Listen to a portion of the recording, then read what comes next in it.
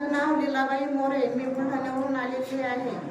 माझा पहिला अनुभव असा आहे, माझे कमरापासून पाय खूप दुखायचे, असे ठसठस करायचे. असं माझ्या माणसाला मी उभं करायचे पाठीवर आणि पायावर, तरी पण फरक पडत नव्हता. त्याच्या पूर्ण दुखायचे माझे पाय. आणि मग माझी वहिनी म्हटली की आमच्या मावशीला घेऊन जा म्हणे तुमच्याकडं. म्हटलं वहिनी मला काय त्रास आहे मला माहिती आहे. म्हणलं मी फक्त तुम्हाला चांगली दिसते, पण माझ्या शरीरात काय त्रास आहे फक्त मलाच माहिती आहे.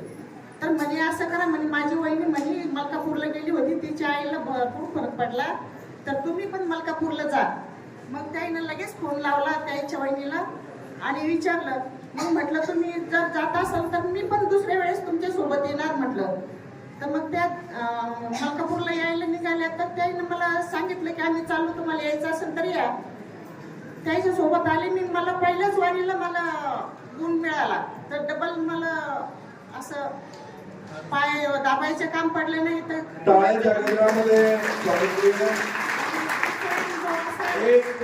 असं आहे, आमचं माणूस औरंगाबादला भूतमध्ये ऍडमिट केलेले होते आणि माझ्या भाषेच्या घरी चालले मी. तर मुलं म्हणे आई पुढं होय म्हणे, आम्ही गाडी घेऊन येतो. मग मला दत्ताचं मंदिर दिसलं, दत्ताचं मंदिर दिसलं, तर तिथं पाया पडले मी आणि म्हटलं दत्तात्रय महाराज तुम्हीच आहे ना आमच्या संग, आमचं निवारण करा म्हटलं, आमच्या पाठीशी कोणी नाही. तर घरी येऊन येईपर्यंत आमच्या माणसाचं ऑपरेशन कॅन्सल झालं. मग मी म्हटलं ते हसायला लागले. मी म्हटलं तुम्ही हसून काऊन राहिले? तर म्हणजे माझं ऑपरेशन कॅन्सल झालं. म्हटलं का? म्हणजे डॉक्टर म्हणतात की तुमच्या किडनीवर सूज आहे आणि लिव्हरवर पण सूज आहे.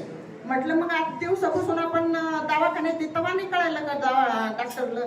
8 दिवसापासून काय केलं म्हटलं डॉक्टरनं? मग म्हणे माहिती नाही.